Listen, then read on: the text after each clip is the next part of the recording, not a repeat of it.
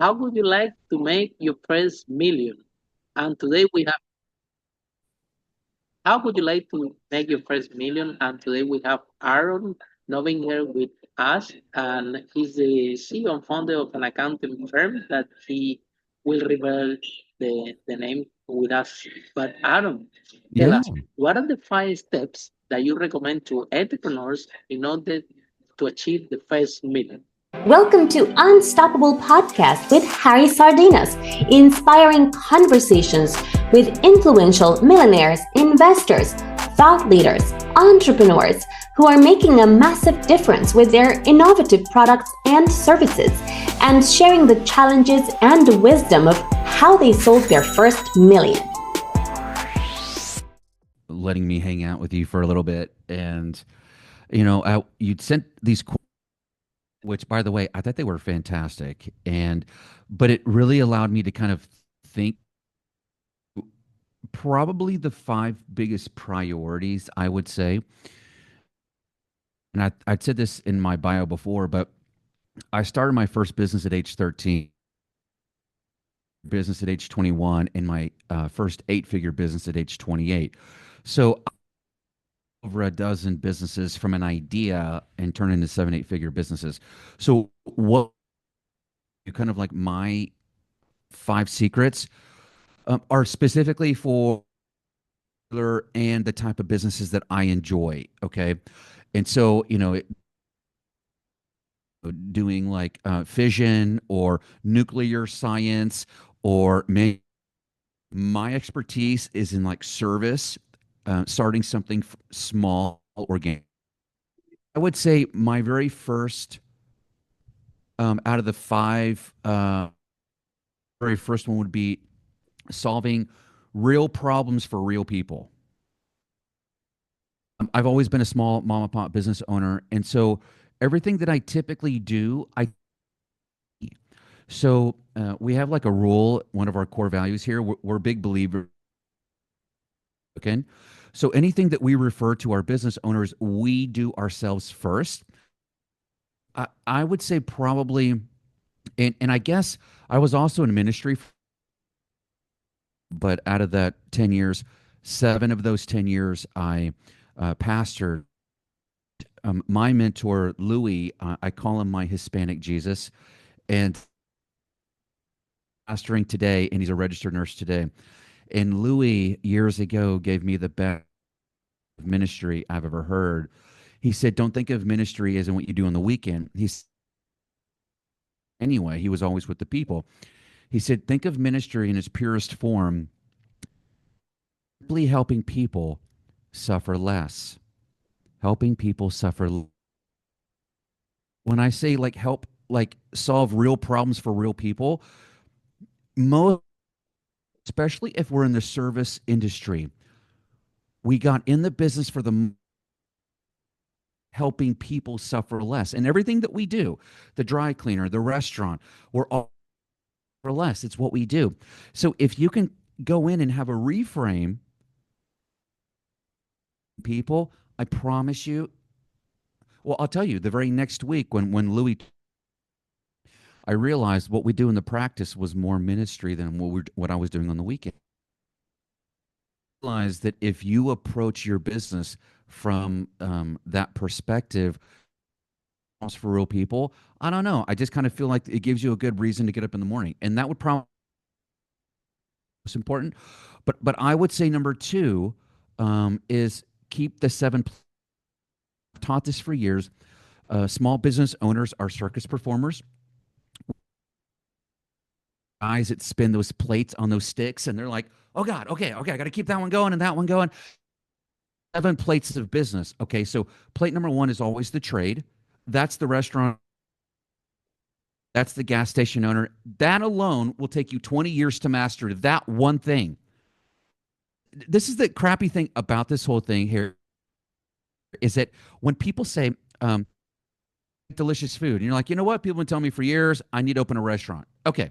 You're thinking, you need to open a restaurant. And then you open the restaurant. And then, but somebody says, know if you know this, but you need to know how to read a P&L and a balance sheet and understand. in your finances based off those reports, or you're not going to be in business in 5 years. With the Talking restaurant, about, not I only even know how to two. make With the delicious food. restaurant, not even 2 years. That's right. You got it. Counting. That's plate number two. Then don't forget, you've got to hire people. Are they 1099? Are they W-2? How do you do your taxes? Do you pay the IRS? Do you pay this monthly, quarterly? I don't know what the hell you're talking about. I just know spin the HR plate. You're out of business within, again, a year or two. Okay. About the logistics plate, you need to be able to build systems and processes, duplicatable level of service, so that way when you're not there, you can take care of your customers the way them. You've got the IT plate. We have the customer service plate, and this is a biggie for small business owners. Rightfully so, take their business. But the problem is, then they take feedback personally, and they. So the 4 C's of feedback, right? So think compliments, comments, criticism, complaints, and of course the first one being compliments. Most people. False. 3 are great. 1 is okay. Tell me what I'm already doing. Tell me what I'm not doing, because for the courage to speak up that they're unhappy with, you have to be thinking in your mind. And I actually learned this from Scott Adams. The concept of reframing feedback, where instead you actually you cash register and that little button, and you hear cha-ching. So every time I always hear a cash register saying cha-ching, cha-ching, cha-ching, making me or me. It's money. So learning to keep those 7 plates spinning, stop learning. You're not just in the restaurant business. You're in the accounting business, the sales and marketing business. You got to make sure you're on Google. You're in the logistics business. You're in the customer business. Come on, man.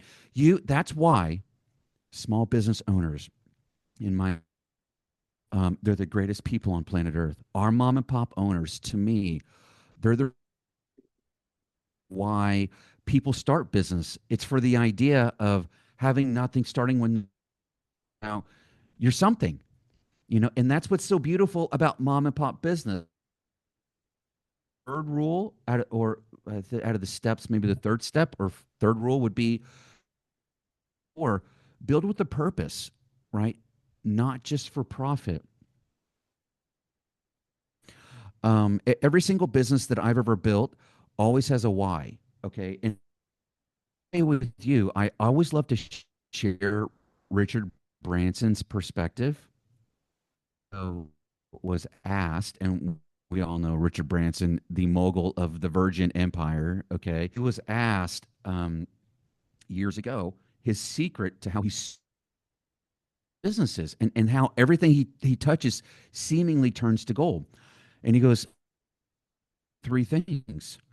And he says, as the CEO, I have to focus on only way. I'm about to swear. It's not me. Okay. This is Richard Branson. Number 1, craft the vision for how you're going to change the world and make it Chris. Build with the purpose, not just for profit. Okay. Look at Elon Musk. There's nothing he changing the world. And he's been interviewed multiple times. Where does your motivation come from?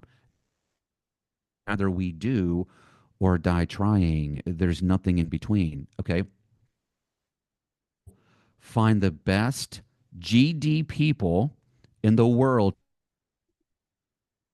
Sell them on that vision. Find people that get excited about what you're doing and resources to do their job better than anyone else in the world and get the hell out of their way. I love it. Yes, right? Find the best people and give the best people the resource manage and get the hell out of the way, right? My 4th rule,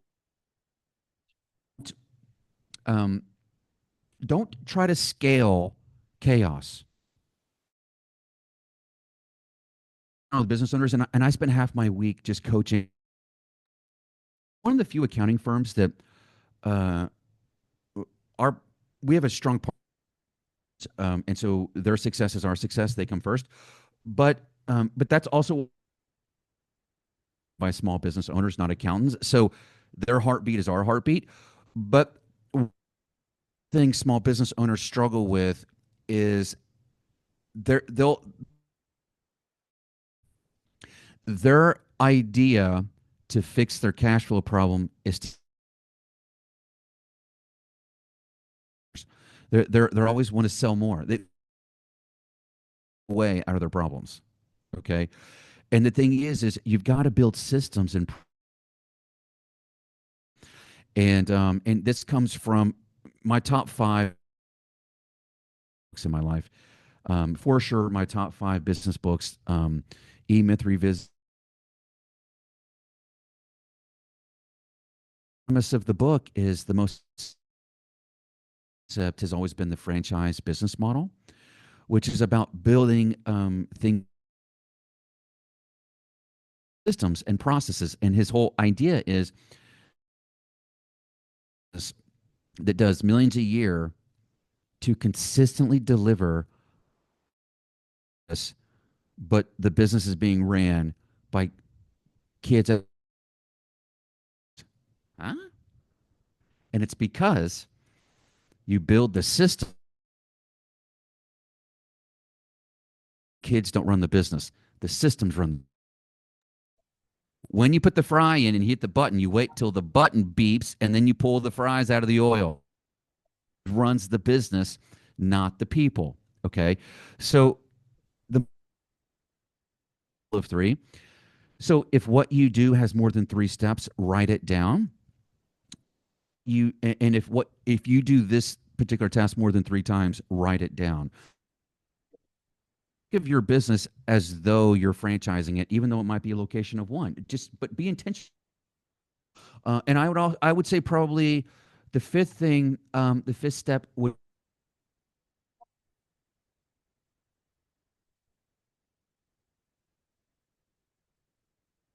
You have to understand, resistance by its nature is designed to.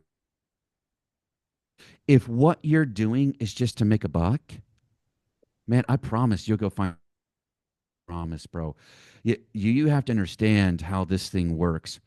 When you've just starting a business, the bike ride, this crazy idea I had a few years ago across the country. If you decide, you know what, I'm going to a 4-month body competition, bodybuilding competition. The second you've decided, and I'm not saying wanting, I'm saying deciding, that is when resistance shows up. So I would think, and honestly, and I keep this quote written, but who literally has said, he doesn't owe any other quality or trait less than persistence. Persistence, by its nature itself. And I think that's probably the key. Like when you started this amazing podcast years ago, you're like, hey, I want to do this crazy thing, but I promise you fight whenever you want to start and create something beautiful and you want to help. Promise you. And this isn't like from a spiritual point of view, even though it's very. This is resistance. This is by its nature supposed to happen. It's a. You've heard that saying, like the coach only rides the players that they see the most potential. There's a book called The War of Art. Now, there's another book called The Art of. But there's another book called The War of Art. And the whole premise is the create something beautiful. And so I promise you, it's so worth it. It's so worth it. And like last year, I thought it was time, man. I didn't know it was going to be like this thing that I do every year. And it was halfway through last year. Like literally, I'm not kidding, Harry, like halfway My wife, and we literally we bootstrapped this out of the back of our Prius, and so but last year, about halfway through,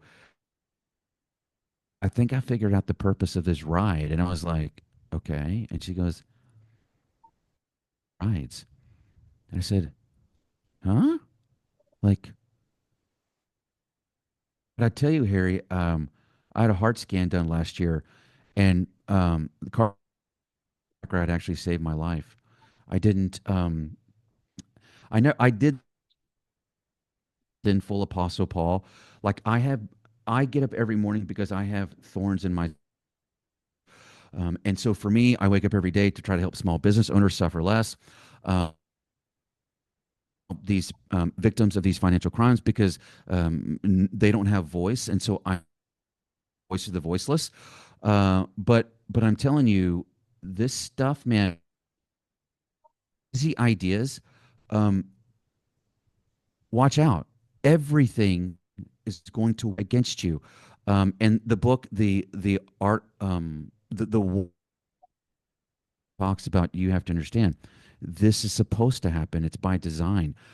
It thing is if your mindset is that I always think of like the old from history Cortez. He was famous for saying when he would show up on a he would order his men to burn the ships. It was either or be conquered, but there is no retreat. And so for everything that we do, whether it's at the accounting firm or it's this bike ride or whatever it is, always done. And I always tell everybody, things just tend to happen with me because they become burdens and it happens. And I always say, unless I'm D or C, unless I'm dead. So I would say like probably persistence out of the five is probably freaking important. But hopefully that is 25 years with all my years of business. I think I kind of cliff noted it for you a little bit. Thank you.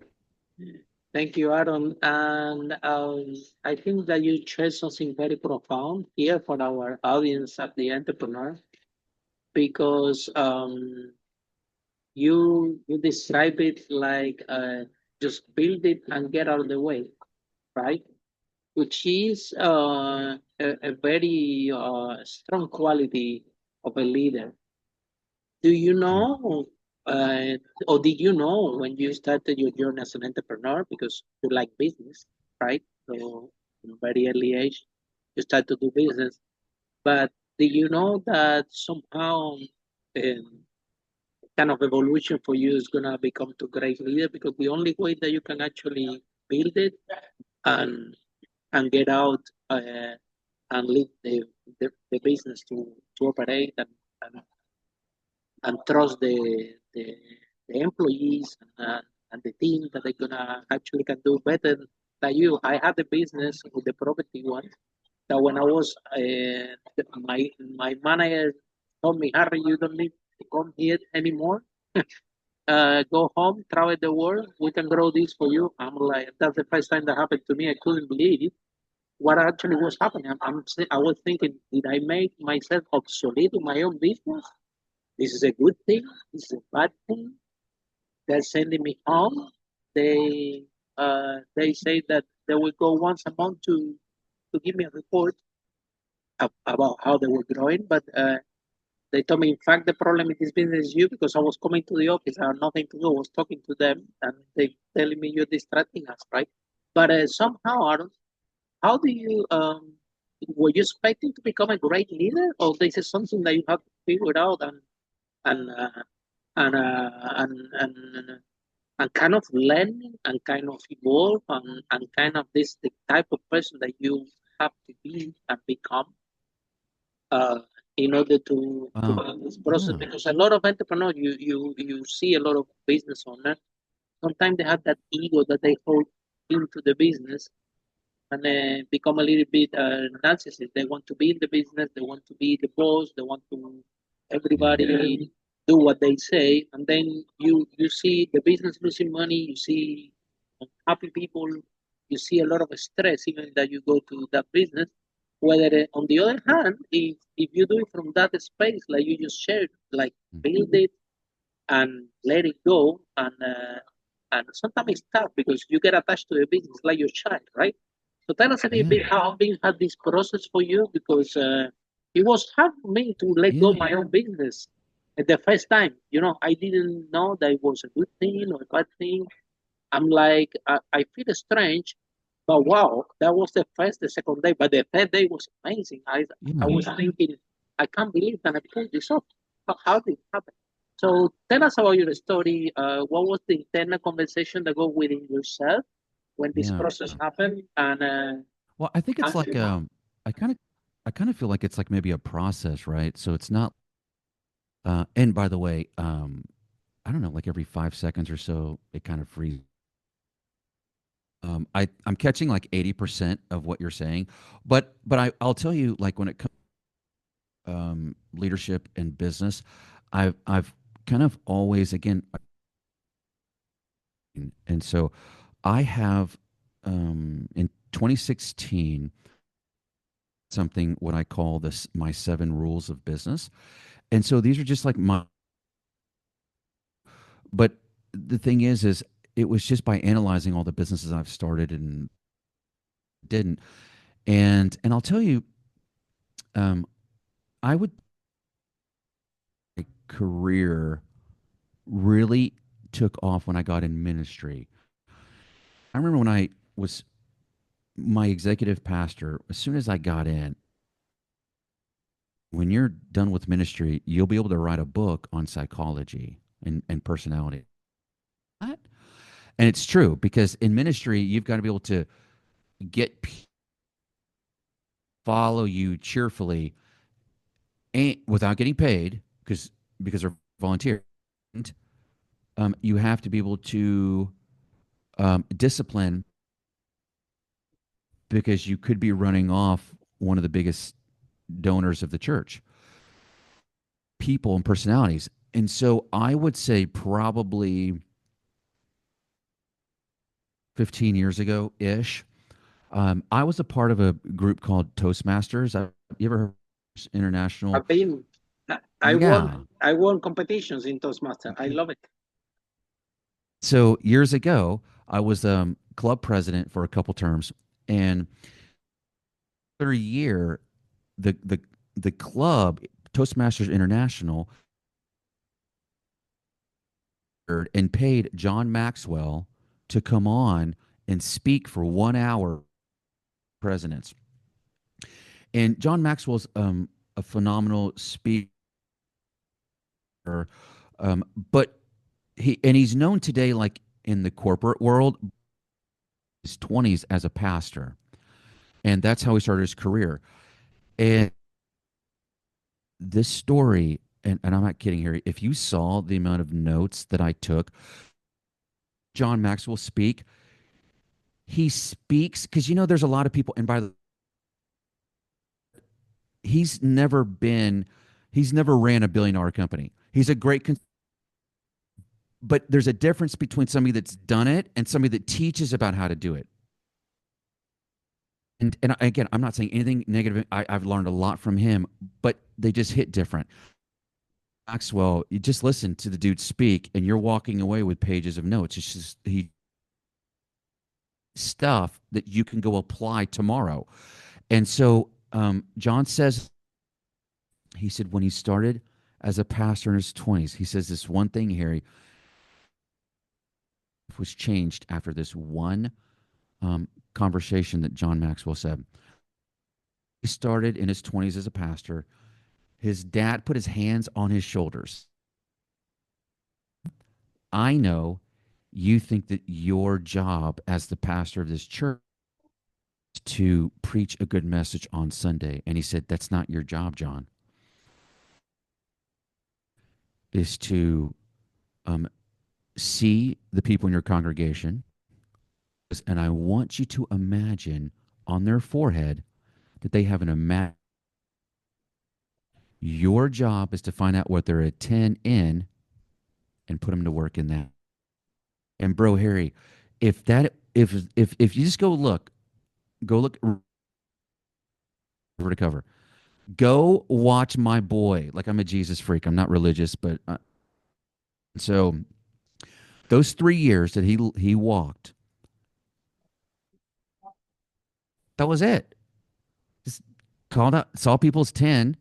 You know, Nicodemus, you little fat dude in the tree, get out of the tree, come down. Trust me, I know you've screwed people numbers. Let's go do something great together. Stop screwing people and let's go have some fun. The gal by the well, you got a gift. You have no self-worth, but sleeping with dudes. Trust me, your life's going to change. Let's go do some cool stuff together. Bro, every minute of every day. Take those that felt that they're sick, give them purpose. That's what we're missing today, Harry, man. That's a purpose crisis in generations, bro. Maybe never. And people don't have a purpose. And I kind of feel like my secret through all these years is my ability to inspire people. And really, I've always thought myself as a coach. But like, I don't have employees. I don't ever have employees. We're just team members. What something. We all have a role. I always tell everybody, I'm the fat, overweight coach on the sidelines calling the plays like they are. I just get a ring when they get a ring. Like, we all have a role. Nobody's more important or any not more important. And I don't know. I just kind of learning how to work well with people. I don't know if there's anything more important than that. Yeah. Ability to work with people. I just tell them, Aaron, they don't work for me. They work with me. Yeah. That's right. So That's right. They work with us. We work together. yeah, they don't work for me. They work with me. And but Aaron, talking about purpose, I think that what you're doing is amazing because I travel a lot because I do conference all over the world. And I see in some countries, especially Latin America, that is a lot of small business owners. Everybody's an entrepreneur. One person is selling candy, the other person is selling popcorns, the other person is selling chips, and it's like in United States, also United Kingdom, London, when I'm based. It's like somehow the presence of the small business owner, and now with the input of AI, artificial intelligence, uh, it seems like if we don't bring experts like you to help these people out, and the larger conglomerate, the larger companies would actually absorb the small business owner community, which is something that is actually happening, and a lot is hard to find a supermarket with one or two stores. You usually, to compete, you Right. have to have these big brands. Yeah. However, on the other hand, are you there working with the barber shop, working with the corner shop owner, working with the local accountant, working trying to, because small business owner, if you have a small business, you can have a very good lifestyle business. You were talking about restaurant, right? If you like to cook, you can have a good lifestyle business that you can feed your family. You don't need to be the multinational, and generate job for you, for your wife, for your children can go to school. And however, more and more, Aaron, I see, at least in London, we have we. I know this for a fact because I do work with companies that we are together in that vision. How we can help the small business owner, how we can save, we call it the high street, uh, from and give more opportunity to people. Um, Yeah. so where do you think that this inspiration comes to you? What made you think that it's a lot of work, have the little? I'm telling you because I'm doing I'm doing it. It's easy to go and get a consultant for a big company that pay you a lot of money, and you only need to go once a month.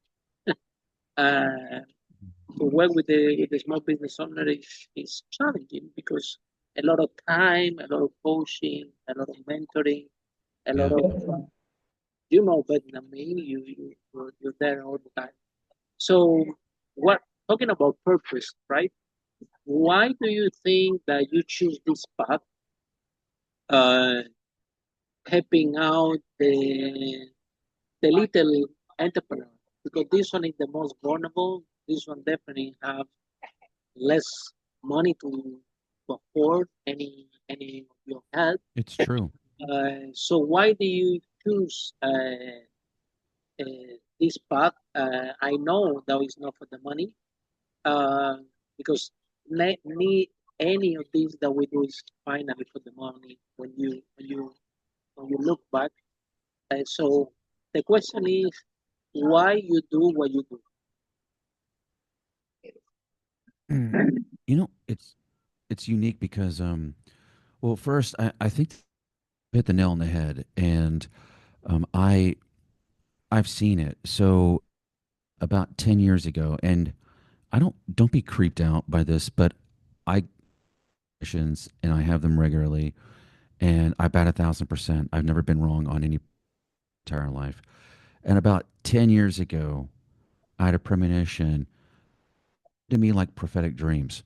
And so, and it was specifically, I was reading a newspaper. This is like in the 1930s, 1940s. This is the dream, right? And I'm reading this newspaper. It's in white, like setting. And the front of the newspaper said things extinct. Three things on the new newspaper. And it was like saber-tooth tiger, woolly mammoth, moss. And I was like, what the hell am I supposed to do with that? Like, and tell people I'm like the swearing pastor. So I swear only when I'm passionate about something. But so I'm like, what am I supposed to do with that? And but that's the way it always get this. I get a crazy vision, and then I have to wait for the provision. That like how it's supposed to happen. That always. And so, but the accounting piece came 2 weeks. I had this premonition, knowing that the most trusted relationship to the small business or accountant. It's the only relationship they have that doesn't sell to them. It's selling. So I knew that the only way to get to the small business owner was to help. And out of the 7 plates of business, it's universally the one plate that most small business. Think about it. If you love numbers and you have a degree in accounting, you become an accountant, and you don't start businesses because that's risky and accountants don't take risks. Duh. So like you have to know. And so for me, this I don't know, this bird kind of was born, I don't know, about 10 years ago to help the mom. And but I'll tell you, there's like and I don't know, like obviously, are you a parent? Do you have kids? No, No kids. I Okay, so I have 2 kids. And so any of your listeners, obviously that's a parent, there's this really movie that was put out, I think by Disney, maybe Pixar, I don't know, but it's called Bug's Life. It's about this like the life cycle between ants and grasshoppers. How I look at like this idea of business, because you realize 100 years ago the majority of the GDP was comprised of small business. And then you look before COVID, it was down to 45 small business. And we lost another couple 100,000 mom and pops during COVID. 4%, 40%. This is something that if this happens, we're moving in this direction where it's not if, but when the mom and pop, because Harry, it used to be this idea that, you know what, maybe I just wanted to have the best damn coffee shop in my town. And you used to be able to have that business, have it your whole, even be generational, second, third generation, best in town. But it's not if, it's when you got a business now, because they keep getting bigger. So you have to understand what you see today was never supposed to happen.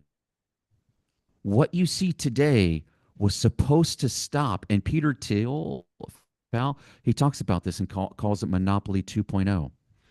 You have to understand something that in the 90s, Microsoft was dangerously close to being broken up as a monopoly. So Microsoft did two things. They basically wrote a blank check to their law firm and said, keep this from happening. And they did two things. If you remember at the time, Steve Jobs, Apple, and Bill Gates, remember they hated each other. They were big rivals back in the 90s, 70s, 80s, and 90s. But Apple's almost out of business. And so Bill Gates infused $100 million in Apple, not to save Apple, to save Microsoft, because Apple had to stay in business. It's the same way that there has to be a Pepsi if you want a Coke, right? There has to be two, not one, two. You can't have an Amazon.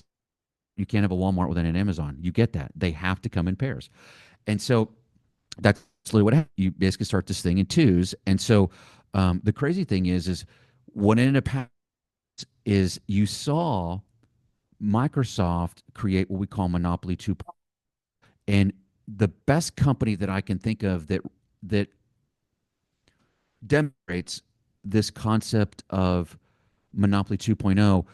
If you've ever a water park, and a big water park has something called a lazy river, get in this one ride, this one like river, and it takes you to the whole, and by default it takes you to every ride in the park.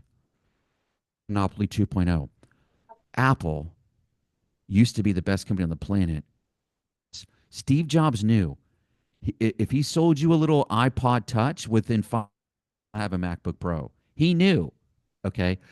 So Microsoft has well over 10 divisions that does well over $1 billion a year. So now you have something, Harry, that never was supposed to happen in business, where you have to understand the government during the 1920s, something called the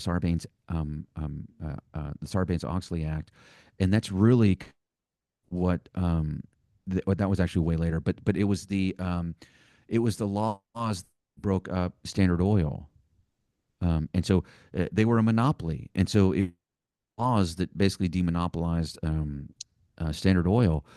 But the problem, he's figured out how to bypass those laws, so that way they can keep growing.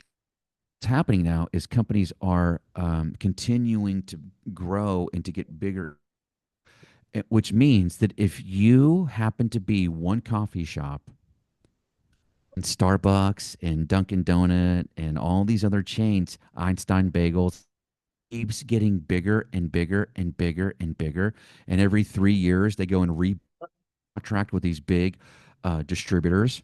You see the problem here. Advised by money. The distributors are publicly traded. They can't lose Brinker International's contract, right?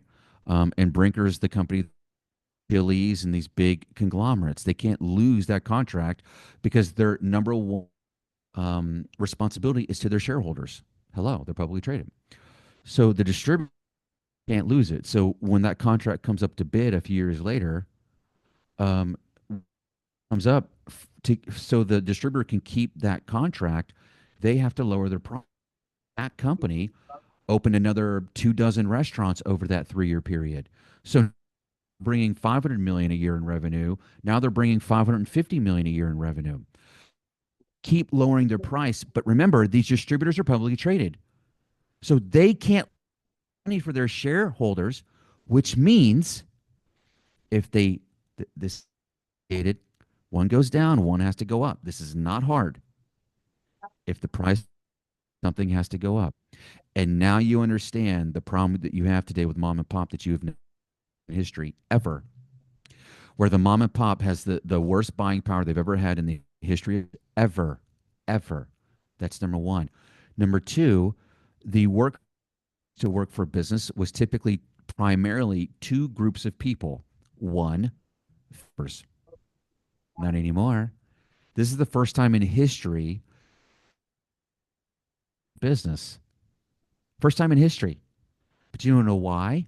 It's because it's like us. Like we have our kids, we tell our kids, like, do what you're passionate doing, do what makes you happy. It's all that happy crap, okay? And so, okay, well, I don't really want to take over the family restaurant. Okay, well, don't. Well, then what's going to happen? I don't. We'll sell it. We'll do something. I just want you to be happy. It's such horse great, okay? Happiness, happiness, happiness. It's BS. So the kids are no longer family business. And number two, it used to be kids. So members and kids. The problem today, kids, they used to go work at the small business while they were going to school for whatever career, okay? Not anymore. Now they go drive for Uber Eats, any one of these delivery services. They go do fast food for one of these conglomerates. They're paid like $20 an hour, and they're like the money is like etched into their account the next day. What small business can compete with that crap? So they have no discretionary money to pay top talent. The kids don't want to work for them anymore. Their kids, their family, and they don't have kids anymore. What do we do? This is the catastrophe that we've never had before. So now here's the good news. Here's the good news. The good news is that there's about 1,500 Goliaths in the industry, and these are companies that have 10,000 or more employees. 1,500 of them, but those 1,500 literally control like 80% of the. Like I'm not kidding, they're that huge. But you know that there's over 15 million Davids, mom and pop venti shops. Business. Venti, Starbucks, made venti, where everybody thinks the word, it doesn't, it means 20. So like 1 to 20 employees, um, over 15 million Davids. And we were talking about how, and I'm referencing this great kids movie called Bug's Life, and it's that life between the ants. And the grasshoppers would be like the Goliaths. And no idea that, and there's this one scene where there's one ant that's hoppers. Okay, his name is Flick, and the main grasshopper's name. And so there, and he says, "Well, there's that one ant. We have to go back and teach him a lesson." And the rest, they're in the grasshopper lair. And one of the grasshoppers says, "Yeah, but boss, it was ant." And he goes, "Just one ant." And he goes, "Okay." And right next to this shoot of like wheat kernels. So he opened it up and grabbed a kernel and threw it. He said, "Did that hurt?" And he goes, "No, boss, that didn't hurt." He's like one of those like just goofball henchman that always works for those like mob dudes. He's like, "Nah, boss, it was no." And he goes, "Okay." And he grabs another one. He goes, "What about now?" And he goes, "No, I didn't. That didn't feel at all." He goes, and he took his arm and he chopped off the tube, and it flooded grasshoppers and killed them both. He goes, "What about now?" And two dudes were covered in wheat. And he goes, "If these ants understand verse 100 to 1, our lifestyle is over." That is the issue we have to deal with, that we have to fix, is we have to live with our mom and pop owners, because we do not outnumber the Goliaths 100 to 1. We don't outnumber the 1. We outnumber them 10,000 to 1. 10,000 to 1. As soon as we start putting our contract in 10 years, our mom and pop restaurant owners with a location of 1, better than McDonald's pricing on food. That's my dream. Wow, that's very inspiring. We'll Um, get there. very, very inspiring. I'm rooting for you, Thanks, buddy. 100%. I'm a big fan. Yeah, and I I share your vision because it's unfair what's going on for the small business owners. Um, and my question to you is, why we have to do this alone? Why we don't have support from the government? In my opinion, The government should come, knock your door, and pay you, and a lot, to be the voice of the small business owner, to be the voice of the small retail industry. To keep, you were talking about businesses like, like dry cleaning and this traditional business that we have a policy now. This in the United States, American first. Let's create American growth. Let's incentive the United States, USA production and manufacturing. Uh, but is it really the small business owner is going to be represented in this feature? So my question is, who's helping you and why? And because at the end of the day, the more the more small business owners we have, it's amazing for the consumer. You were talking about monopoly, right? You want to have freedom and you want to have the consumer to choose what they want to buy. And the most beautiful thing is like you have small, many restaurants, a tiny, that fit different lifestyle business family. And as a consumer, you can choose whether they treat you better, whether you have food. But the more and more the small business is disappearing and the big companies are taking over, as a consumer, we are losing the right to choose, because if this keep going like this, we're gonna have only few restaurants and few places to go. Um, so, I, what do you think that that this does a question? Who helping you? Do you think that you should take the burden yourself and me talking about this about in the podcast, just you, me, few the people that actually cares, and nobody else cares? Because at the end of the day, I think what you're doing is amazing. Honestly, you don't have to. You don't need to do this. You don't have to. That's why I ask you why you do it in the first place. So, but but in my opinion, you should have support, or we should have support. Uh, Yeah, and I why, agree. why nobody cares? Why very little people cares about, about the liberty of choice, and how very little people care about the more small business owners we have in society, the more it's beneficially for the consumer, beneficially for the economy, beneficially for the people, because this is small business owner, they pay tax.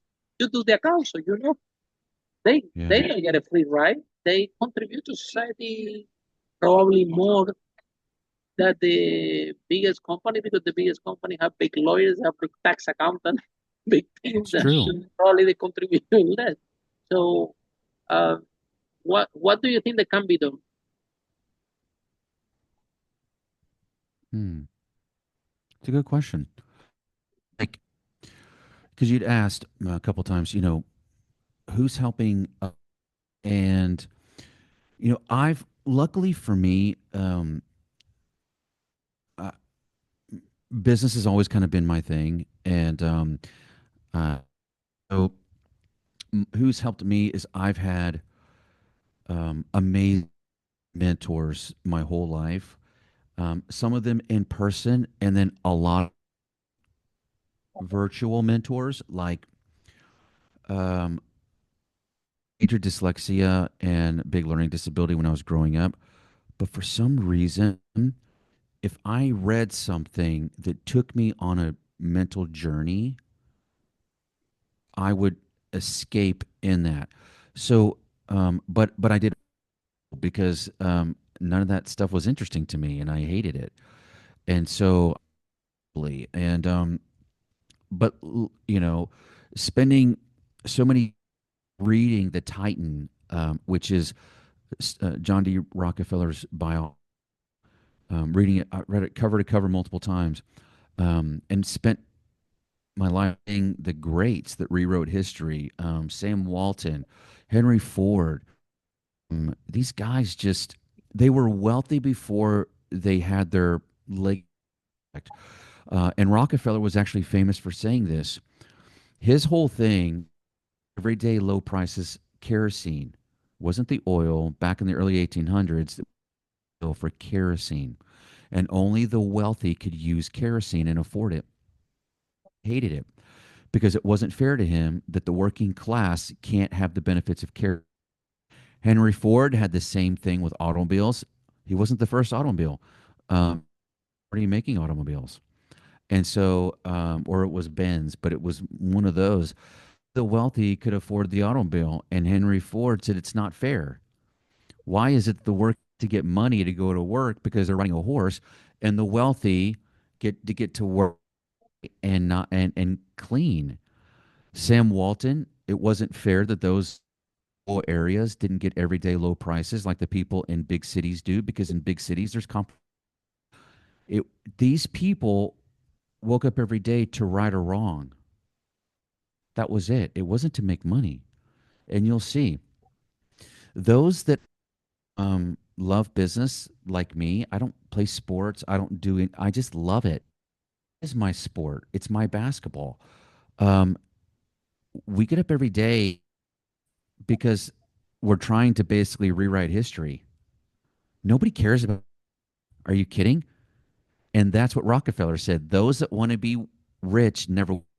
Money only follows contribution. Money only follows contribution. So you've got, meaning, take care of people, take care of a lot, and the more people you take care of, the wealthier you'll be. Stop focusing on the money, man. The money comes.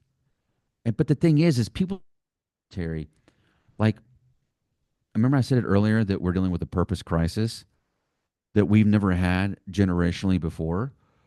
And and housing companies have spent collectively trillions of dollars beating it, and the consumers can't be happy unless you buy the newest thing that they're making. And we've retrained people to be focused, happy, rather than having purpose. And the problem is that happiness is constant little dopamine release that you have to have a lot of.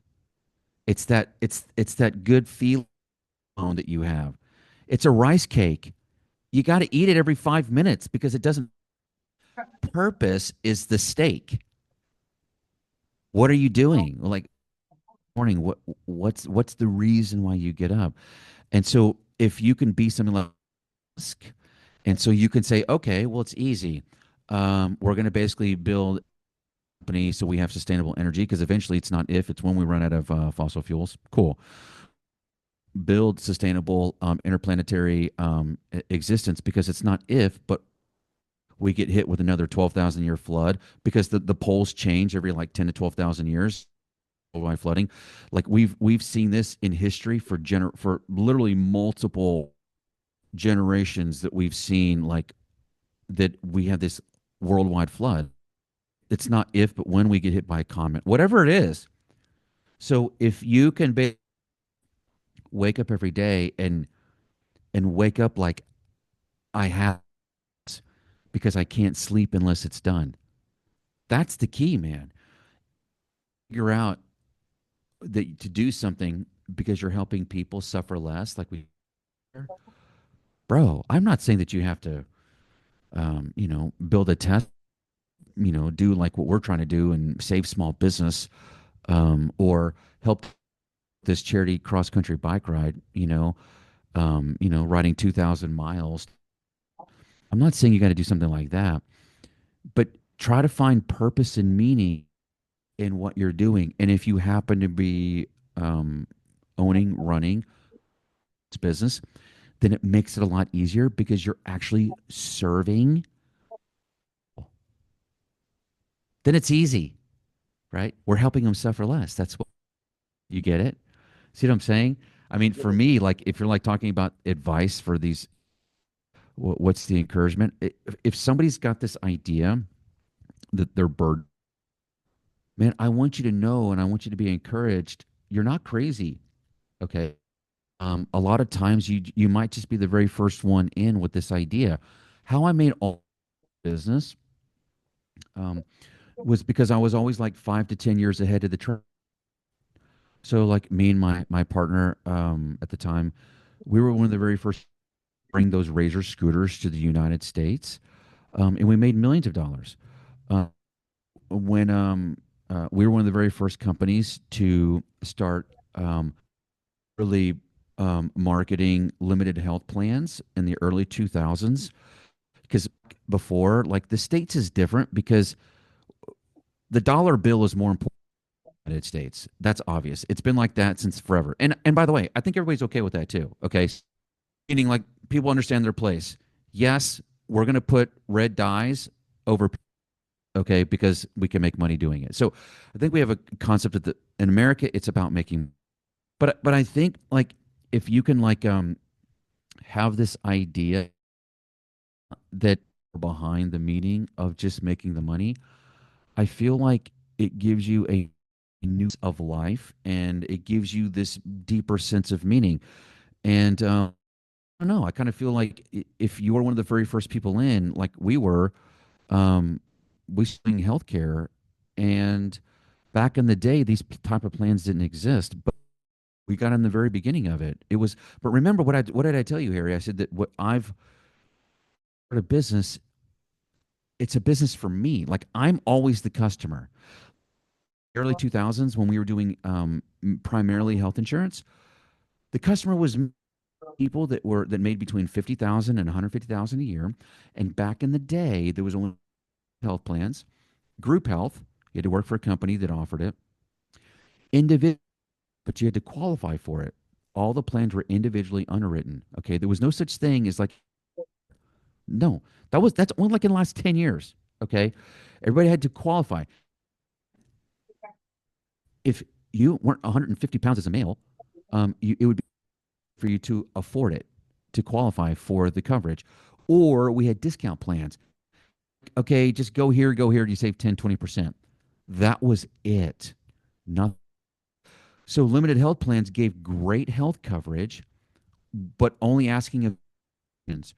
Well, that was great for people like me who ran a business, pay money, but neither me nor my spouse worked for a big company. So always we're searching for good health care. Duh. So just build for you, for me. I'm always the first customer. Always. I get to build it for me. I got burned by so many horrible accountants. Oh my God. The thousands of dollars I paid to the IRS in taxes and fees and penalties because these accountants are so horrible. So I just knew for me, it's not hard. I'm the customer. It's revolutionary thought, right? Very profound. Very profound. And with the accounts, I know because I've been there also. Oh my God, my first accountant, I have a such a bad experience. Even me that I didn't know anything about accounts, I'll check the balance sheet and I told him, look, you put in these deposits as sales. Deposit is deposit and sales are sales. If you if you put the deposits as sales, of course it's gonna give you huge turnover and therefore I have to pay more tax. I don't think that it's me who was explaining you that, and the guy was an accountant, British accountant by the way, and not cheap one. And I got they told me, okay, you have to pay X amount of tax, and I'm like, think this is impossible. The business is not. It's I wish that I because if I had to pay that much tax, that means that I'm selling a lot. I'm not seeing that the sales are not there yet to this tax. It doesn't make sense. And I'm checking the balance sheet. That so this is what actually happened. So I don't being the first client and be on the seat of the consumer. I think it's the best window of opportunity to start uh, a business. You mentioned Richard Branson. I remember that there is a story that he took a flight from London to New York, and and when he arrived to New York, he was tired. He was upset that he traveled very uncomfortable, and he told the team, "Okay, the next time book me the most comfortable plane for me to travel from London to New York because I cannot have this so uncomfortable anymore." And the team told him, "Well, there is no such a company. You are flying in the most comfortable company." And he created at Virgin Atlantic just Yep. because of that experience. Because there are sometimes you saw a lot of people that we have interviewed in this podcast. Uh, they started the business and they build multi-million dollar business and they exit those business, but they started trying to solve the problem for themselves first, and after they Yeah. achieved that, they start to solve the problem for others, and all of a sudden, uh, they grow successful businesses out of this. So wherever we see a problem, we are the first client. I love this one. So That's out of this, 100% true. yeah, these have been fantastic, priceless, and very valuable for our audience. I really, really appreciate your time, your humbleness. I don't know if you can say this, but how humble you share your experience and your knowledge with our audience, and also to be a sort of inspiration Mm. for others that hey, this is a chance that it's time to go back. See, there is a cycle of entrepreneurs that we have been blessed to be in business, and we have been blessed um, to grow businesses and to make a decent income and things like that. But sometimes that cycle, in order to be complete, by giving back, by supporting your own client, to grow the business. And I think that there is a big chance with AI now that we can somehow transfer this knowledge to the small business so they can stay competitive.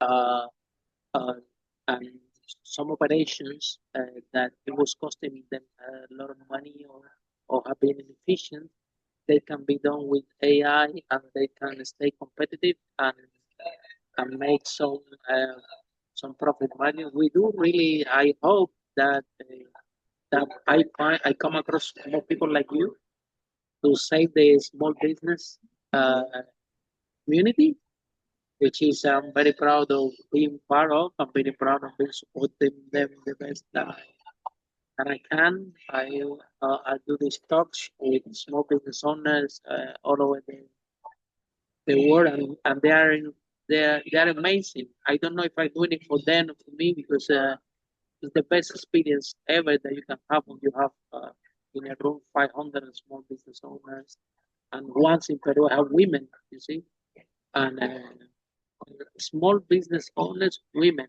I did a conference. It was one of the most amazing conference, and it was a charity one. It was the conference that I didn't get paid, and it was the conference that I enjoyed the most. How you explain that? Really? Yeah, it's amazing, amazing. Because you they put in the room a group of leaders, community leaders, and uh, in Peru there is a law that every kid need to have a glass of milk, no matter what. So the government deploy the powdered milk, but these moms they need to go voluntarily to collect that milk and distribute it to the children. And like I share with you, everyone in Peru is a small business owner, meaning they Yeah. have something tiny to sell all the time. So it was one of the first time that I have in an auditorium, not only small business owners, they were actually leaders and community leaders, voluntary, doing the same job that you were doing when you were a minister, and you go in there voluntarily and, and talk to people. So I can explain to you the power and the energy that room Mm. had. Uh, compared with with all the other topics that we should talk. So we need to keep the movement. We need to find more people that help us out to to help the small business owner. Because I think and we need to address somehow this problem huge that the kids doesn't want anymore the mom and pop business. Uh, and now business that have been there for 20, 30 years, that people groom this business with love, with care, caring about the community, caring about the people that live in that community, and being in the process of the development of the community, all of a sudden disappear because the children doesn't want to go. The children doesn't want to find somebody in the family, find someone who actually wants it. They maybe they don't want it because they don't see they don't know how to do it. Well, they can find you. They can find support if they find you. With I know you will be great help. Talking about that, if somebody said, "Look, I'm in love with this conversation. I can stay here for hours with you because I'm a big fan of this topic." So, Aaron, if someone and our audience are in love with the conversation, how people can find you, how this process works. Uh, I appreciate that. I think it's funny because the goal for this year's bike ride was to be able to jump on 20 podcasts before we left, just to spread the news. And so if you want to check out kind of what we're doing for victims of financial crime, check out the bike ride at ponzirelief.org. Uh, and it's and then relief, which I always get the I and the E spelled backwards. But ponzirelief.org, you'll be able to read about the bike ride. You'll see a lot of pictures, bike ride. And then if the same thing with accounting. Accounting firm is Interstate Business Management. We've been in business since 19. Our tagline is, and really kind of our success always been based off of our customer, and tagline has been the only way that we're going to be in business 20 years from now is to make sure that they're still here 20 years. They have to come first. Like they are our beautiful, and remember, they're spinning all 7 plates. They don't have the people.